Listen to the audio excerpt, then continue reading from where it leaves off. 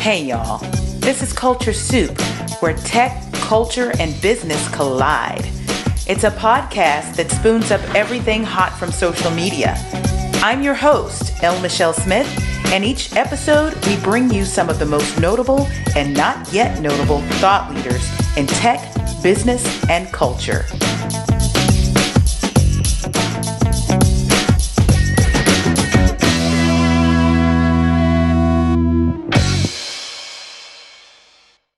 The year was 2018, and this would be one of my final big media opportunities that I would staff with an officer at the big company. In fact, it was my job to meet the chief diversity officer and senior vice president of human resources at that time. And about 5 a.m., maybe a little bit later, but not much, at the studios of the Tom Joyner Morning Show. You remember, that was the first Black, nationally syndicated radio show in the United States. And it was helmed by Tom Joyner, who is a legend in radio. And you'll get to hear a little bit more about my relationship to him in today's show. Either way, as we got to the studio, we rang the doorbell outside and security let us in. And then they escorted us up to the floor where the Tom Joyner Morning Show was recording. And there to greet us and offer us coffee was a lady named Kim Nelson-Ingram. Now, I didn't know how connected we actually were at that point. I actually knew one of her close sorors who was from Atlanta, and we followed each other on Instagram. And at some point, sometimes I get them confused. They're both in media, but this soror is actually working for one of the big cable news networks right now. She is also in the National Association of Black Journalists. But we didn't know that we knew that person in common until later. But Kim was so gracious. She wanted to make sure that we were comfortable while we waited our turn to go into the studio and talk to Tom Joyner. You know, it wouldn't be until later that I would run into her at my hairdresser's, probably about 3 years later. And she let me know then that she had the children's book coming out. In between that time, we had connected on Instagram and noticed how many people we knew in common. And we just became fast friends. I wanted her to come on the show because I needed her to share her experience as a children's book writer, but also as a self-published children's book writer. She and I have that in common, and you'll get to know about her book and everything that it took to get it to market. And then we're going to talk a bit about her role as executive producer at the Ricky Smiley Show. That is the nationally syndicated radio show that took over for the Tom Joyner Morning Show when Tom retired from the airwaves. We miss Tom, but we're excited about Ricky. And I want you to get to know Kim Nelson-Ingram. She's the lady in charge in big radio. Let's get it.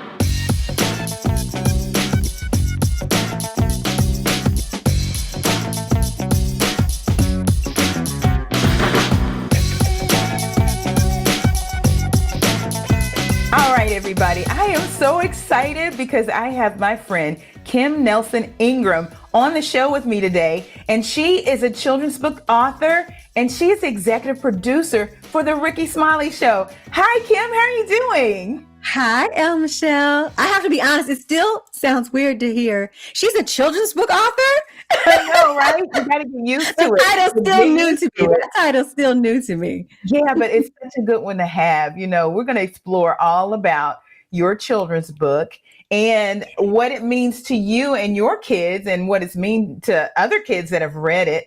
Because it's been out how long now? It's almost been a year. Not quite. Almost a year, though, since I first kind of dripped it out there. Yeah. Amazing. Yeah. We're going to get into that. And we're also going to talk a bit about your role as a woman in charge in radio, executive producer of the Ricky Smiley Show. That's a good one. It is a good one. And I know you enjoy it. But you know what? Before we get too deep into this conversation, how about we have a Culture Soup moment? Let's do this Culture Soup moment. All right. Okay. So I'm always looking at the threads, seeing what people are talking about, seeing what the trends are, hashtags and such. But you know what I noticed during the pandemic and even before that? People were saying that there were ways to make passive income. And one of the ways that they would do that on the internet, they said, was how quick and easy it was to write a children's book. Now, I gave that the side eye. I gave it a side eye. And that was before I had even ventured into getting Joni's book published. But you know for sure. Is that true? Look, it's not quick and easy. That's the part that I have to give the side eye to as well. It's not quick and easy, but most things worth having aren't, right?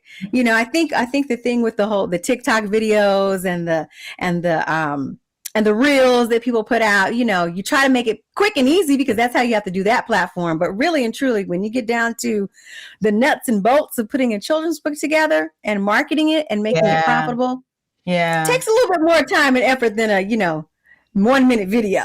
And we talked before about this. You learn so much that you didn't know that you didn't know when you get into processes like this. What was one thing that stands out to you that was kind of a mountain to clear, to get over when you were together? Yeah, the hardest part for me, and mind you, there were little challenges along the way, some bigger than others, because I had never done this before. In my mind, I thought it would be far easier than writing like a 500-page novel or something like that, which I had tried a few times and didn't finish. So I was like, oh, this will be easy because the writing part was fairly easy for me. Yeah. But the challenge came with the whole formatting and first, I wasn't sure whether I was going to try to go the traditional publishing route or self-publishing, which is a whole nother long story. But by the time I realized, you know what, I want to self-publish. I want to have a little more control. I want this to move a little faster than the traditional route. That's when I started hitting some roadblocks because I had no idea the different nuances of sizing and formatting and illustrating and how much bleed this out of the other and just how long that process actually takes, especially when you're talking about a children's book with illustrations, which mine has, 4 color, full page illustrations throughout. So, we had to go back to the drawing board a couple of different times with that because different printers require different sizing.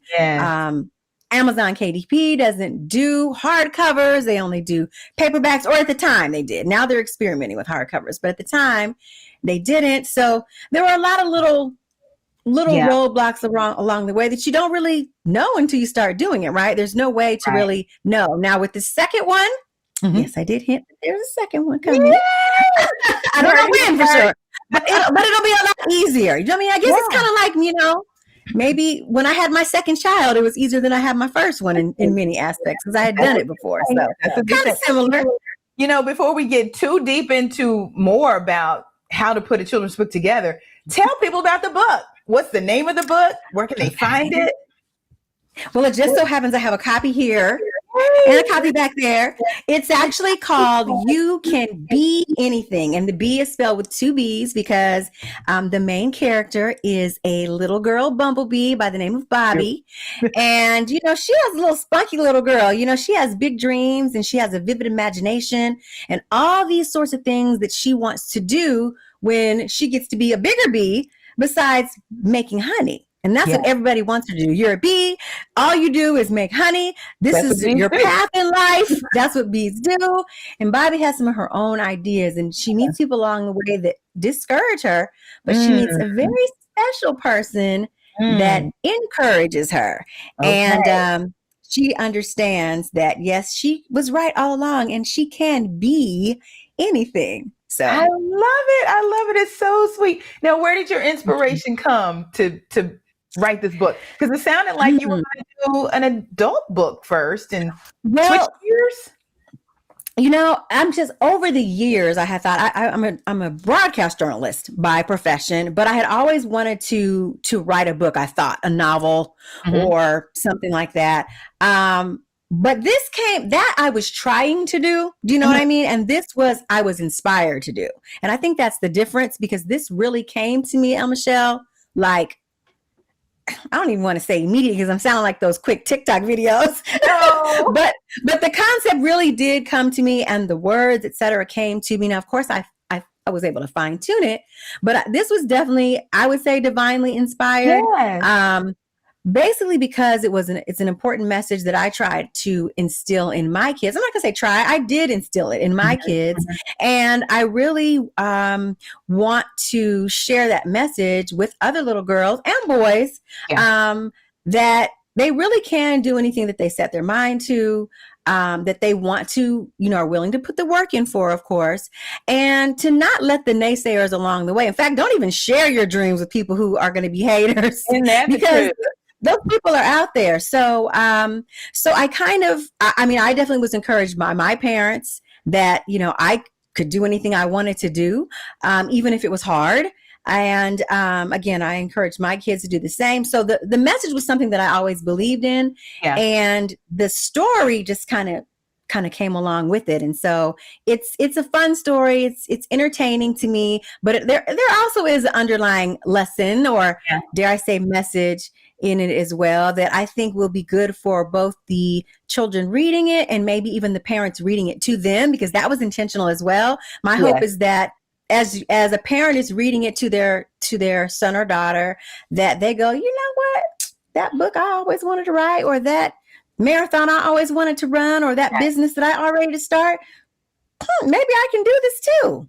So I often read it myself. Like sometimes let me open this book. I'm feeling discouraged today. What can I do again? Good. You know what? And that means that you did a good thing. And that also confirms the fact that it was God inspired. That kind of message doesn't just come from in your brain or out of the sky. It is divinely appointed. That's exciting. Now, thank you. Let's talk to those folks who are out there thinking about self-publishing, let alone a children's book, maybe even an adult book. Let's talk about the things that you run into, because I went through that too. I was gonna say, I know you have expert experience on that as well. Well, I don't know if I'm an expert, but I sure have a PhD in PDFology. Oh, yes, ma'am. I had no idea. And so many, I didn't even know there were so many different types of PDF files that you could even have, All of that, the embedded fonts, and they have to be a certain way. And then the trim sizes, you alluded to that as well. Yeah. If you're going through Amazon, especially for children's books, the trim sizes are limited. And if you want to go custom, it's going to cost you an arm and a leg. And then there's a whole idea of having your own printer. Talk about these things. There's so much. There really is so much. I'm actually, because I get asked these questions. Once I put the book out, people think I am the expert. I'm really not the expert. I just know a little bit because I've done it once. So I know more than the person that hasn't done it before. But I actually am putting a course together about doing just that. And basically it requires, just a little bit more research than what people kind of allude to. And each book, I believe, each person's journey is a little different depending on what your purpose is. If you think that you're gonna, get rich overnight doing this, nah. Hear me laughing. I'm not trying to be a hater, but that's not usually how it works, Well, but I'm glad you said that. And even if you go the traditional route, let's level set here, okay? Yeah. The fact that if you get a big publishing house to buy in on your book, they may or may not give you a huge advance, may or may not. But even if it's big or small, the royalties on the other side are minuscule. So you're going to probably have to make your money doing something else. They have to recoup all of theirs. You may have to do that. So the self-publishing piece is interesting too. While you may not get a huge advance, we don't get an advance because we don't have somebody to give that to us. We do get more money each time a book is sold, depending on who distributes it, right? Absolutely. And the great thing about it is once you complete it and it's done, and then it becomes, to a certain extent, residual income, because you finished the product and now you continue to market it and hopefully sell it. But the marketing piece is key. Again, I'm in your field of expertise, but marketing is so important. One thing that I learned that I would do differently again is I would start marketing it before the book was even done. Oh, you've got to do that. You've got to start talking about about, yes, please. My my sequel to No Thanks, I've been talking about it for at least 18 months, maybe even 2 years. Yes. Yes. That is the knowledge that I did not have. I think part of it was fear because I was like, I got to get this done first. I got to make sure I finish it. But doing that will make you finish it, right? Exactly. Yes. Exactly. Oh my gosh, El Michelle, there's so much. I would just encourage people to ask a lot of questions, consult with people who've done it before, do your own research. Yeah. First of all, know what you want. Get an idea of what size you want. Like I knew I wanted hardcover books. I do have paperbacks as well. But when I was reading to my kids when they were little, this is what I read. Exactly. I wanted to hold it. I wanted to feel it. I wanted to look at all the colorful pictures and all of that. So that left me with different options. And if I wanted to go with, let's say, an 8.5 by 11 paperback size. So figure out what you want, and then you'll be able to know, what your options are. Yeah. Also, are you trying to make the most you can off it? Or for me, thankfully I have a pretty good job. So I was just trying to, my motivation was really more so getting the book out there into the hands of as many little people as I can. Of course, I want to make some money off of it, but all that comes into play, like figuring out costs and packaging and mail. Are you going to send them out yourself? Or are you going to leave it, to the store to do that? And I kind of did a combination of both, where I went through Ingram Spark, which I know we talked about that before. Yeah.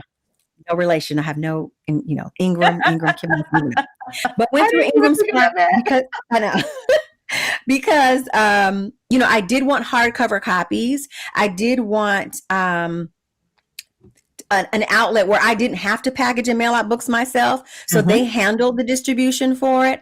But then I also ordered some copies for when I do author signings or think people want me to autograph them or something like that I have my own, hard cover copies. Yes. Now, what I did not dip my foot into, or my toe, or whatever you want to call it, into completely yet is just ordering mass quantity in bulk.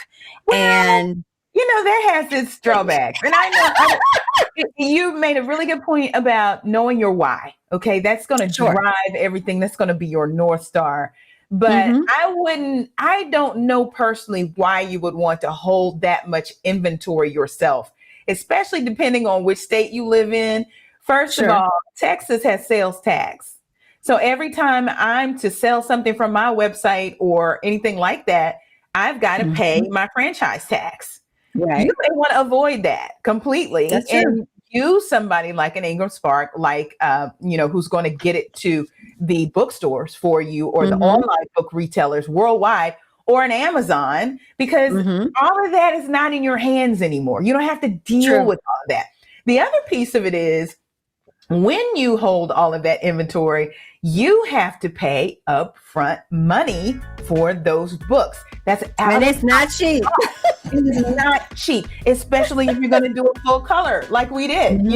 Joni's book is full color. And if it's going to be hard copy, hardbound, these little suckers cost money if you're going to print them yourself. And then you got to make sure the quantity is just right. And so you carry that on your side of the ledger until somebody buys it from you, and you will literally be pushing them from your trunk. Yep. So and I know that for me personally, I did not have the time, the bandwidth with all the other things that I have my hands in to do that. But there's a give and take. Like you said, you have those books, you got them at, I'm sure, a person that does it, I would say, gets them at a better rate than going through an Ingram Spark, for example. So you make more money on each book, sold. You might. So, you might. Ingram Spark and Amazon can turn it for such a low cost. Absolutely. And you end up making more money than, from what I can tell from my printer, even my hard copies of the second edition, even the first edition, they're really nice. But I tell you what I do. I love that. When I speak, especially for organizations, big corporations and stuff like that, they'll usually bulk order the books. And they tell me how many they want. I go directly to my printer. If they want something special on the cover, on the inside, we get that done too. It doesn't cost extra. but they print it and then they drop ship it. But I invoice that client right away, and I don't use my funds. Yeah. See, I needed to get a lesson from you on that, and that right there. Yes. That right there. Yes. Yeah. You need to host, and I'll just give you free game. Okay, free game. You need to do some readings at some churches and some schools, or maybe summer camps. Get them to pay you and pay for a nice amount of books. You'll sign them while you're there. I definitely would love to do that. We're coming out of the pandemic now because this was published during the panty. Yes. Oh, I know. So it was a little challenging, but I'm definitely open to doing that now. I would love to do that. Yeah, absolutely. I did it during the pandemic too. There were. Did you? Did you do virtually? Yeah, absolutely. Okay. And what we would do, because they had to figure out how to get it to all the people, but I would send it to one point of contact.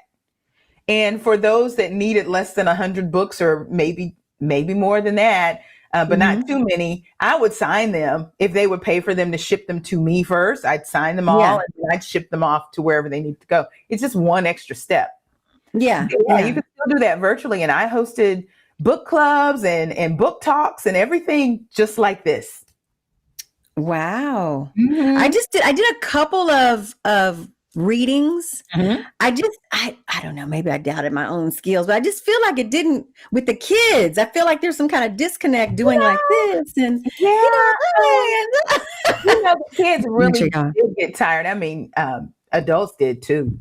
They got Zoom fatigue because everything was absolutely Zoom. So I completely understand everything.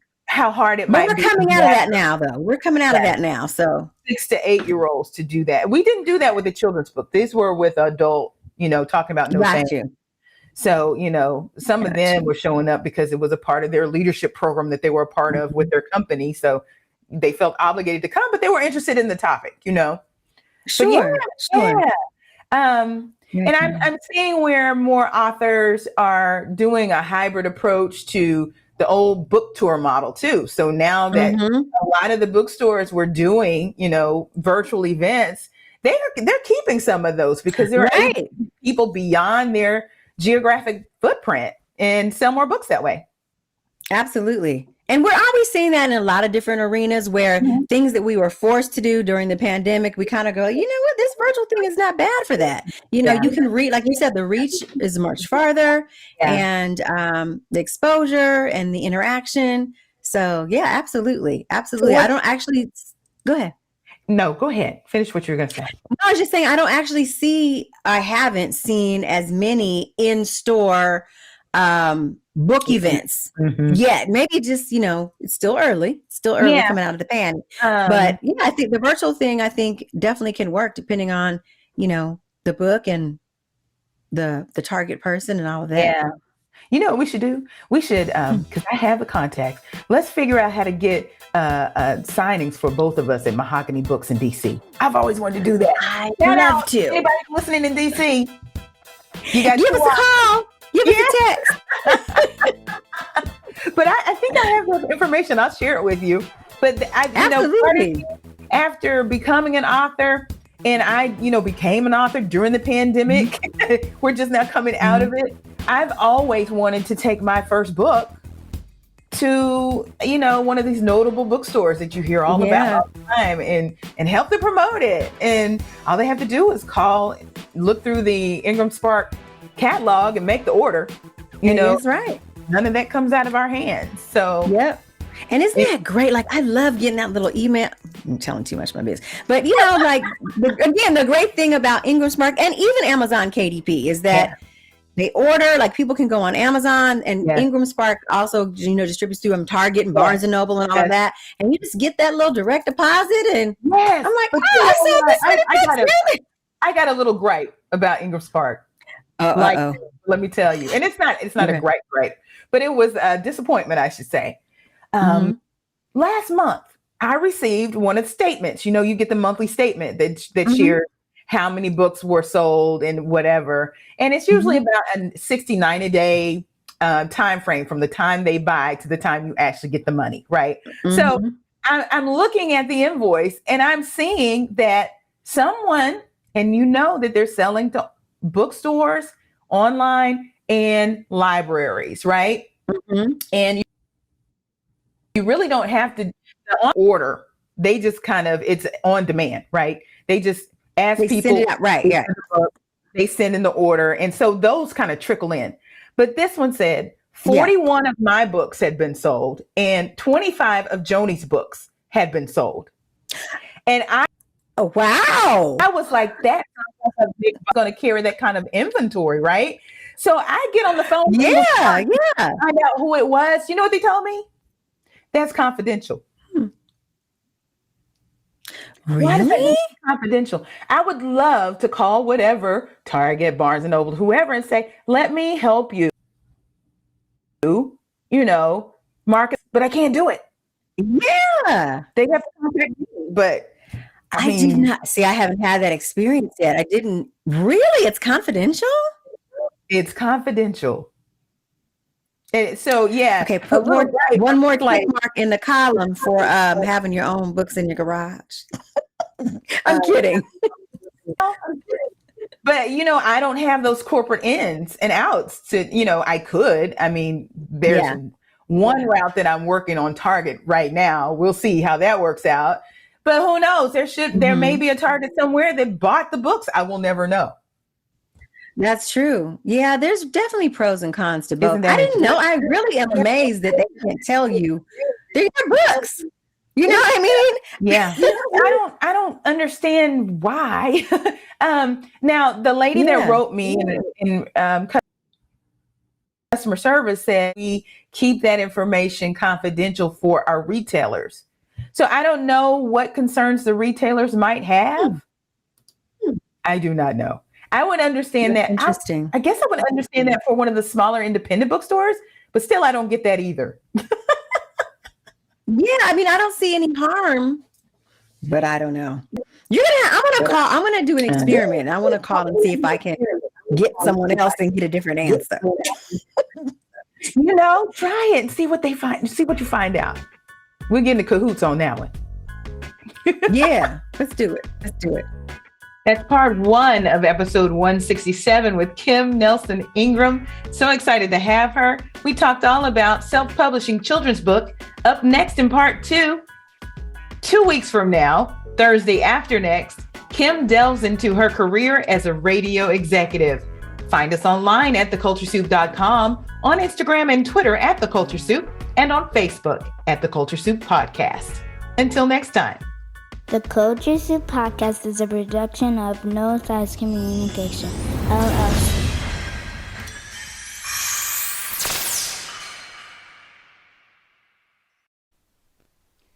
The Culture Soup Podcast is a registered trademark of No Silos Communications, LLC.